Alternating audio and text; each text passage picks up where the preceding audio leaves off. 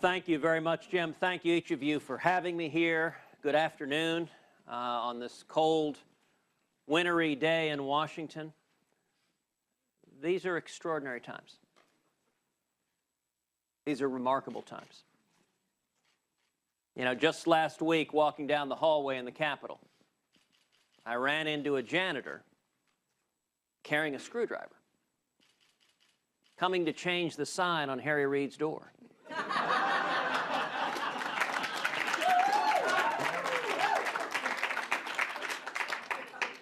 And I'll tell you, with all great change, there's usually foreshadowing.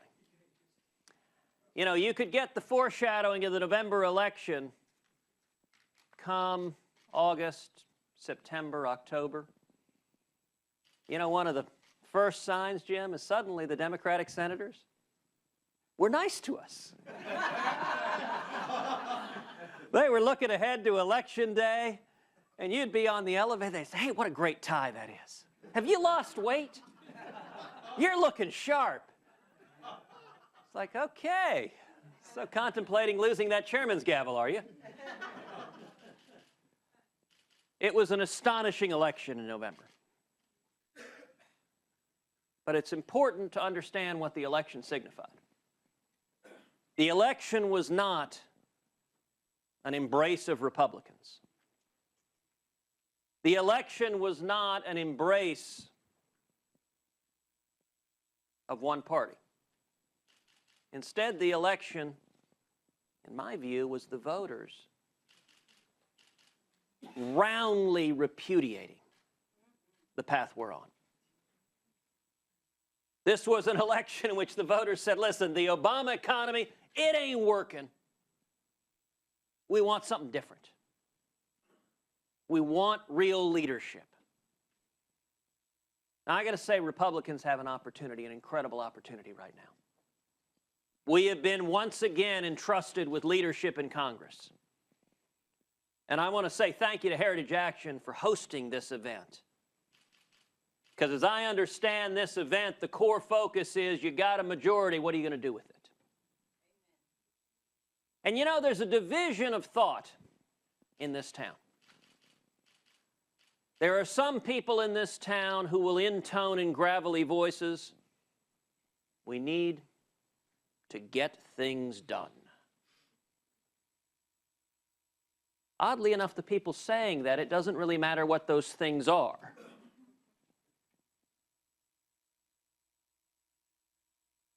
There are voices who will say, if you stand for anything significant, that has electoral risk. I remember in the last 2 years, people said, no, Republicans, you shouldn't stand and fight on anything because you don't have a majority. Okay, we have a majority. Now, mark my words, suddenly there are voices that are saying, well, you still shouldn't stand and fight because you don't have 60. You know what? If we had won 60 seats in the Senate, you'd hear the voices saying, what? No, not yet. You don't have 67 votes. I'll tell you this. If you get elected promising to do nothing, when you're in office, you will do nothing. I'm going to suggest a different way to get things done, a different way to govern, and a different way to win elections. Listen, I very much agree with President Ronald Reagan, who said the Republican Party is not a fraternal order. It's not simply about palling around with guys in red sweaters instead of blue sweaters. It is a movement unified around a shared set of ideals. Liberty, the Constitution. And it matters only insofar as we are standing up and defending those constitutional values. And so what I would encourage my friends, my colleagues in the Republican Party, in the Senate and the House, is something very, very simple. Let's stand up and lead. Let's lead with a big, bold, positive agenda that says to the American people, you had a referendum and you rejected the Obama agenda. There is a better way. That's our opportunity. I'll tell you, for all the Republicans intoning, we must get things done. If we simply settle into business as usual in this town and keep growing and growing and growing the Leviathan and keep shrinking and shrinking and shrinking that sphere of individual liberty, we will demoralize the millions of men and women who came out in November and gave Republicans the biggest majority in the House since the 1920s. Not only will we not win elections, we'll get walloped, and we'll deserve to get walloped. What I would urge my colleagues to do is very, very simple. You know, it's the advice. A lot of us here have kids. Every one of us has told our kids, tell the truth and do what you said you would do. That is the advice I would give every one of our colleagues. You know, it's striking in the Senate. 2 years ago, I remember joining the other Republican freshmen in Mitch McConnell's office. There were 3 of us. It was lonely. It was really lonely. We had enough for a game of spades.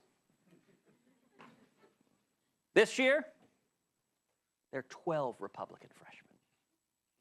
A dozen. Nearly a quarter of the Republican conference are freshmen. And I'll tell you what I've encouraged every freshman is that if each of you that just fought and clawed to win an election, if each of you in the conference simply stands up every day and says, hey, let's do what we said we would do, that will have a transformational effect on the United States Senate. If each and every senator in January answers questions the exact same way we would have answered those questions in October before the election, that'll have a transformative effect. In my view, Republicans should take this opportunity to lead with a big, bold agenda that focuses on jobs, on liberty, and on security. And let me talk about 10 specific agenda items that we should take up and pass, and these are agenda items that I laid out before the election. If we want a majority, this is what we should do, and after the election, my view, shock of all shocks, is we should do exactly what we said before the election. Step number 1, embrace a big, positive jobs, growth, and opportunity agenda. Now, that means a host of things. It means, for example, as we will do this week, finally passing the Keystone Pipeline. But listen, jobs are a lot more than Keystone. Keystone matters. It is an example of partisan politics trumping common sense in this town. But we need a jobs agenda, an energy agenda, far broader than that. We've seen incredible growth in the energy sector in the last several years. Last year, I introduced the American Energy Renaissance Act, a comprehensive piece of legislation to remove the federal barriers to creating millions of high-paying jobs in the private sector, in the energy sector. And not just in energy. Low-cost energy is also bringing manufacturing jobs back, bringing steel jobs back, bringing the kind of jobs that built the dignity of the middle class in America. We need to pass legislation making clear that the federal government has no authority to regulate or prohibit fracking, that the states are perfectly poised to make determinations in their own states, and there's no need for the feds to stick their nose in the middle of it. We need to remove the arbitrary export bans on liquid natural gas, on crude oil, We need to open up federal lands to exploration, to development. President Obama loves to brag about the energy exploration during his tenure without noting that virtually all of it has happened on private land and federal land. The federal government has been standing as an impediment, as a barrier to developing those resources. Number two, we need to do everything humanly possible to repeal Obamacare.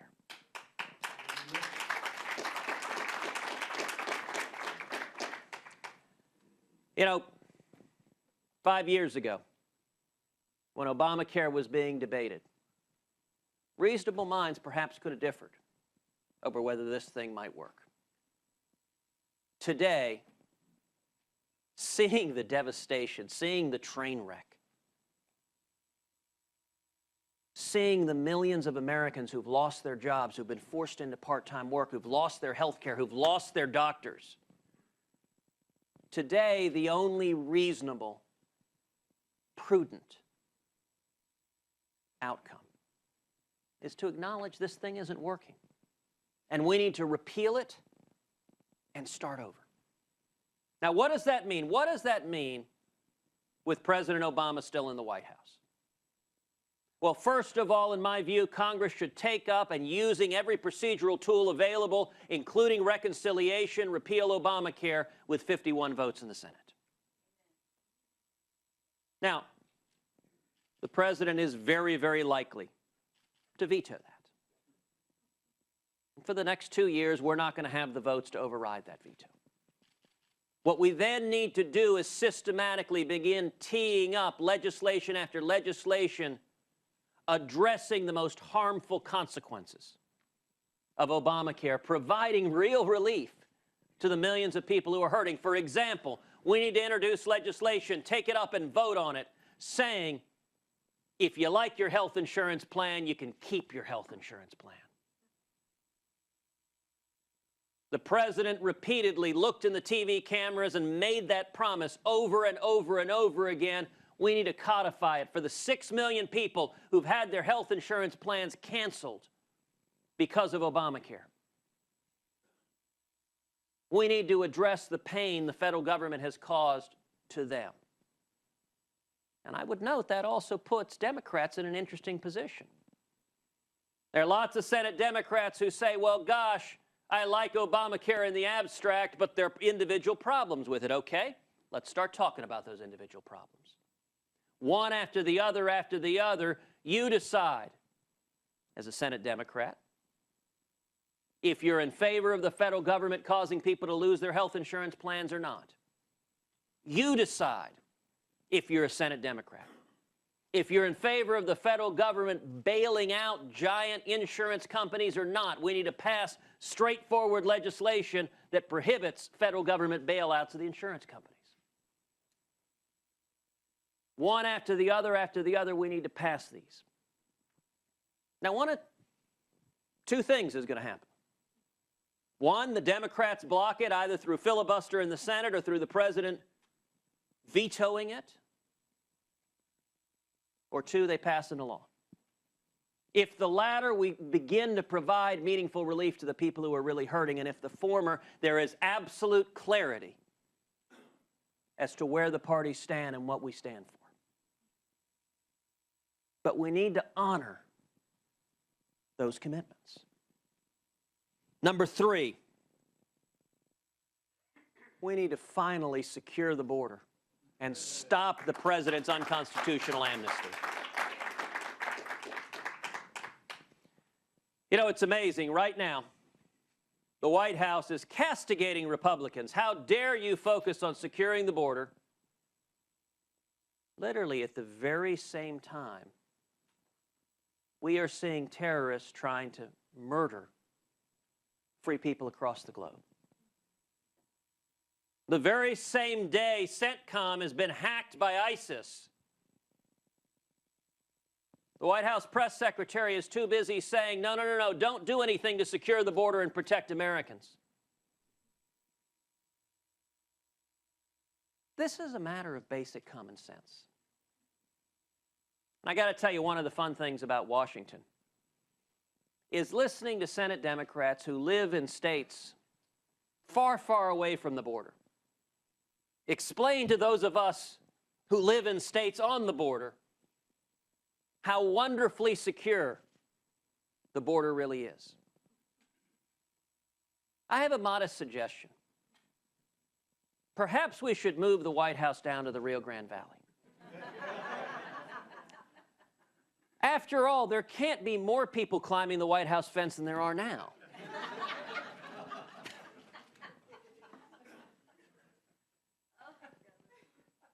You know, when you go down to the valley, and in Texas we have a nearly 2,000-mile border on the southern border, what you hear from people who live there, what you hear from law enforcement, from local elected officials, and by the way, from Republicans and Democrats, is secure the borders and protect our security. It's a basic common sense issue, and when it comes to amnesty, anyone who's concerned about rule of law, anyone who is concerned about separation of powers, anyone who believes in the Constitution should be deeply, deeply dismayed by the President's decree that he will simply ignore federal law. When he unilaterally tried to grant amnesty to millions of voters, I said voters. What's interesting about the President's approach on this is it seems like it is always, always, always political. Before the election, President Obama said, "This election will be a referendum on my policies. Every one of my policies will be on the ballot." President Obama was right. Words that have not been said often at the Heritage Foundation. But you better believe, if the Senate Democrats had been reelected, if Harry Reid had grown his majority, the President would have gotten up and opined, "The people have spoken, and they have embraced my agenda." Instead, the President got up and said, "The people who didn't vote have spoken."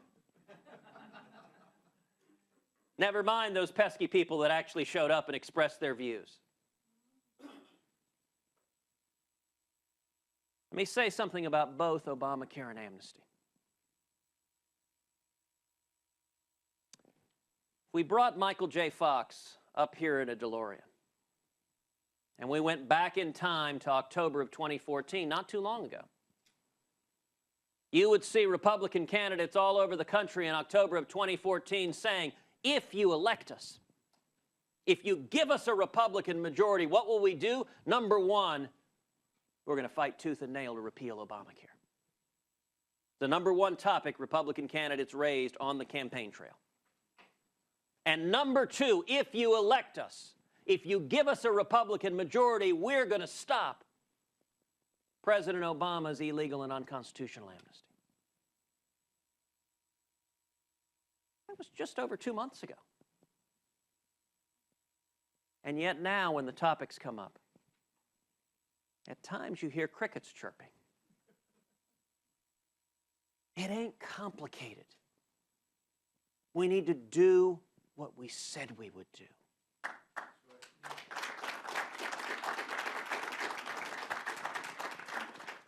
Number four, we need to hold government accountable and rein in judicial activism.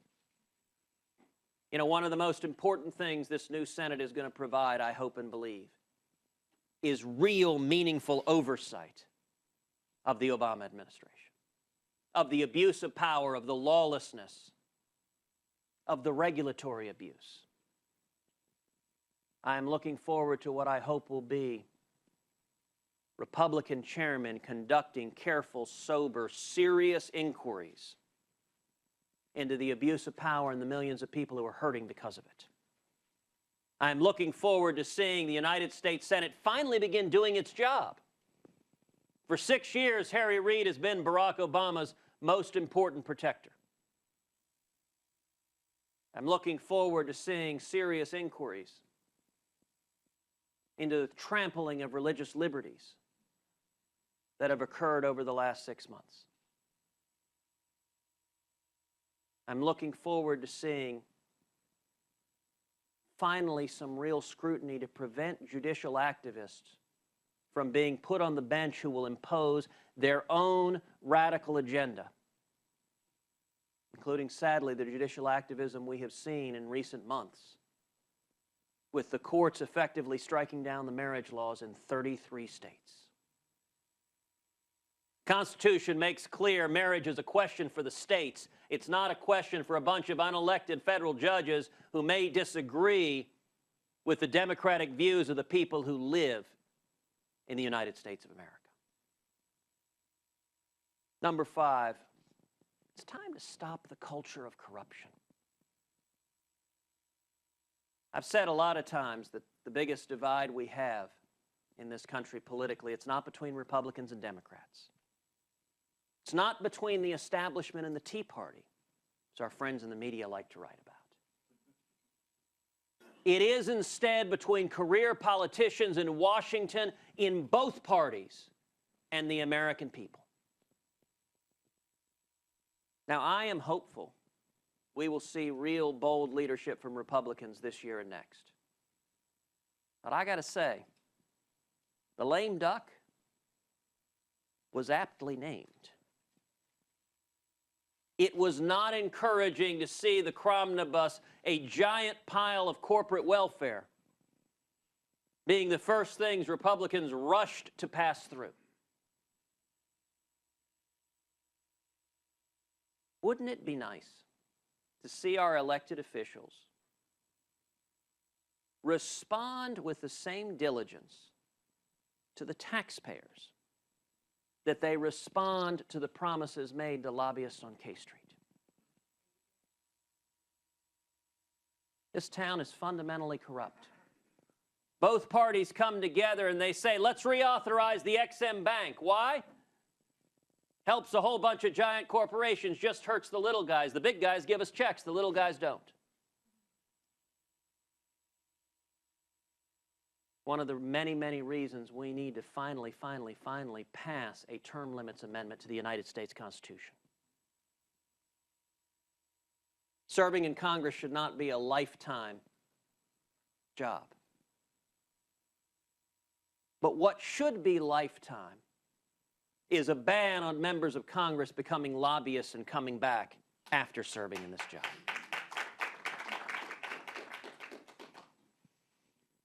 We need to pass fundamental tax reform, making our tax code simpler, flatter, fairer. And I'll tell you the single most important tax reform. We should abolish the IRS. Now, the voices of Washington will say, tisk, tisk. That is inconsistent with getting things done.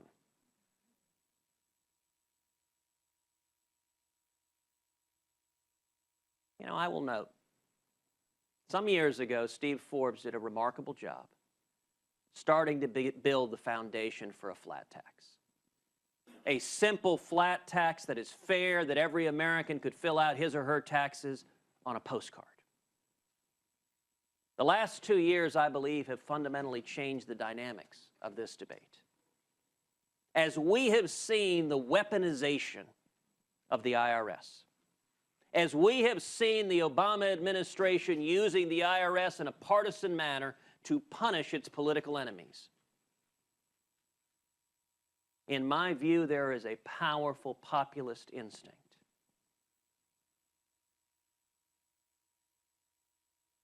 to take the 110,000 employees at the IRS,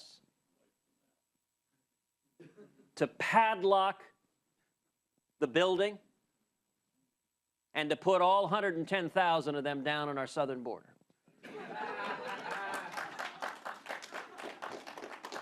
Now, I say that somewhat tongue-in-cheek. But you got to think, look, if you were coming illegally into this country, if you had traveled hundreds or thousands of miles in the grinding heat, if you swam across the Rio Grande and the first thing you saw was 110,000 IRS agents, you'd turn around and go home too. It may well be the case that we won't succeed in abolishing the IRS and adopting a flat tax with Barack Obama in the White House.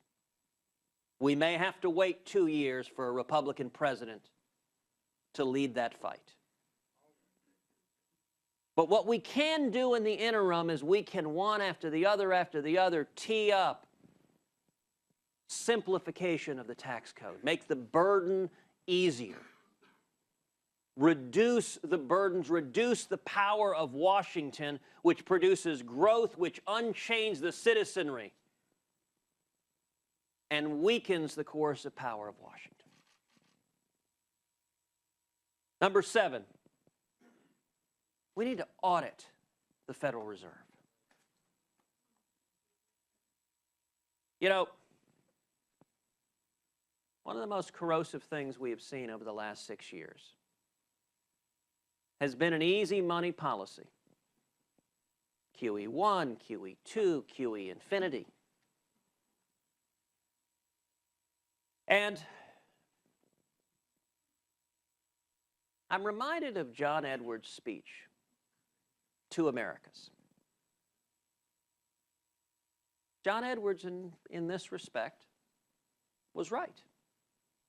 Another sentence rarely said in Heritage. If you go to Wall Street, if you go to those with wealth and power who walk the corridors of power in the Obama administration, the conventional view is easy money is great. The conventional view is we're not seeing significant inflation. But I'll tell you, if you go talk to working men and women, if you go talk to an Hispanic laborer, like my father was when he came to this country, if you go talk to a single mom who's waiting tables at a diner, they've seen the price of milk go up, price of chicken go up, price of ground beef go up. They had seen until recently the price of gasoline go up. They've seen the price of electricity go up. They've seen their health insurance. They were promised a $2,500 cut. Instead, they've seen it rise over $3,000 a family. And they've also seen median wages stagnate for some 2 decades now. If you're a single mom trying to pay the bills and the cost of everything you're spending keeps going up and up and up and up, and the one thing that doesn't move is your paycheck every 2 weeks, you're feeling the consequence of Washington's easy money policies. We need stable, consistent, strong monetary policies. Number 8, it is long past time for us to pass a strong, balanced budget amendment. Take it up, vote on it, and pass it. What we're doing to our kids and grandkids right now, in my view, is fundamentally irresponsible. And by the way, this is not a particularly conservative view. This is basic common sense. Get out of this godforsaken town and go to anywhere in America and talk to real live people. Doesn't matter what party, Republican, Democrat, Independent, Libertarian, and lay out some basic principles. Live within your means. Don't bankrupt our kids and grandkids. Follow the Constitution. There's nary a room in this country outside of Washington, D.C., where the entire room wouldn't agree with those. It's only in Washington that when you say we should stop piling debt higher and higher and higher and higher on our kids, that statement is viewed as radical, extreme. It's only the views of the vast majority of Americans. It's only basic common sense. When Barack Obama became president 6 years ago, our national debt was just over $10 trillion. Today, it's $18 trillion.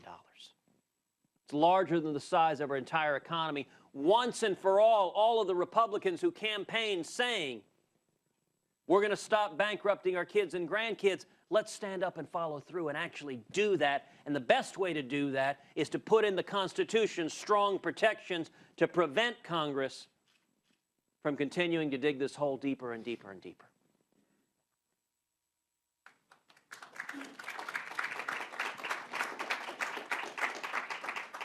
Number 9, we need to repeal Common Core.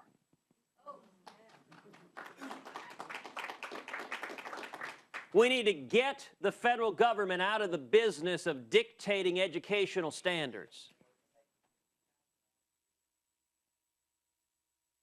That would be the NSA interested in what we're saying.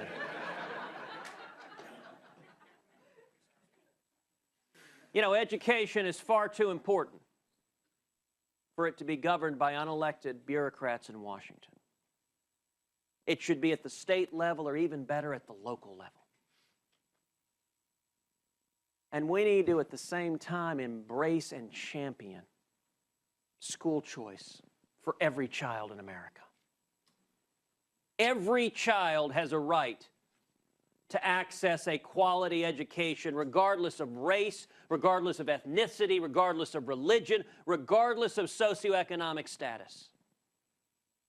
In my view, school choice is the civil rights issue of the 21st century. And I got to say the differences on this issue are stark. New York Mayor's Bill de Blasio, one of the first things he did was go up and try to throw young African-American kids out of the schools that were performing for them in Harlem.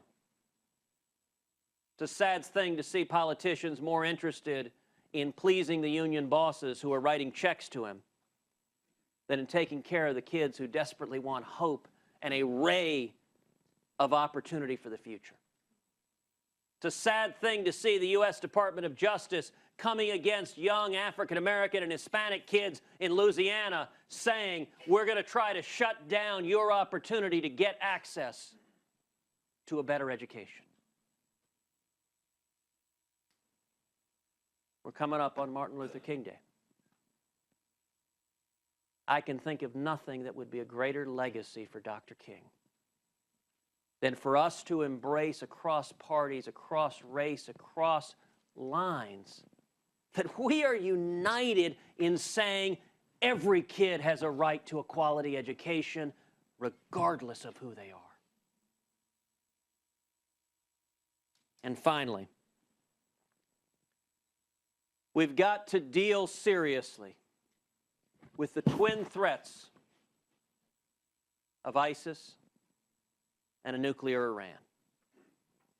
Listen, these are dangerous times. This past week, we've been stunned to see radical Islamic terrorists murdering innocents in Paris. Our hearts weep for the journalists wrongfully murdered, for the police officers targeted and murdered, for the Jewish customers at a grocery store murdered because of who they are. And this is part and parcel of a longer pattern across the globe. In recent months, we have seen radical Islamic terrorists attacking in Sydney, in Canada. In Israel, Hamas terrorists coming in with butcher knives and murdering Israeli-American rabbis in synagogue as they prayed. We've seen ISIS beheading journalists. We've seen the Taliban murdering school children in Pakistan. We've seen Boko Haram kidnapping little girls and murdering thousands. These are not isolated incidents. These are not challenges for law enforcement. This is a concerted, radical, dangerous attack that seeks to undermine the very basis of free civilization. Look at who they're targeting: journalists, children, police officers. And they don't discriminate between Americans, Israelis, Parisians. They target the West. And yet you cannot win a war against radical Islamic terrorism with an administration that is unwilling to utter the words radical Islamic terrorism. These were not a bunch of ticked-off Presbyterians. And we will not effectively combat what we're facing until we acknowledge what we are facing. Now, I will note just recently, President al-Sisi in Egypt gave a courageous and an important speech.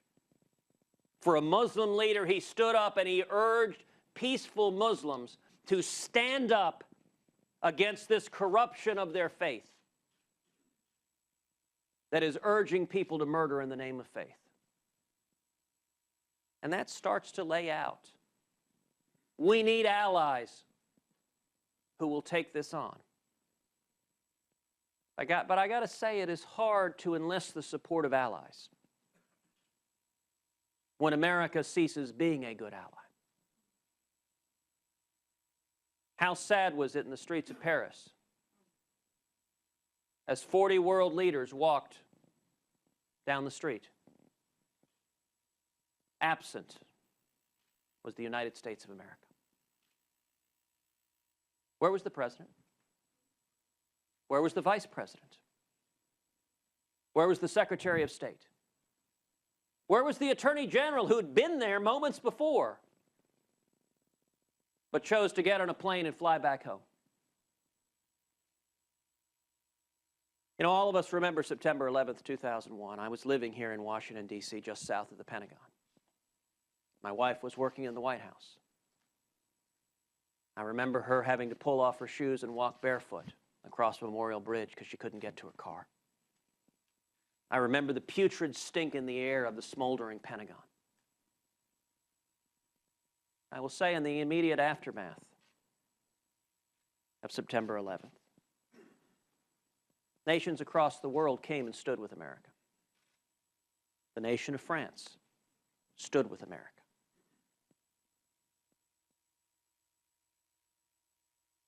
It was sad and unfortunate that we have not seen that same leadership from this administration now.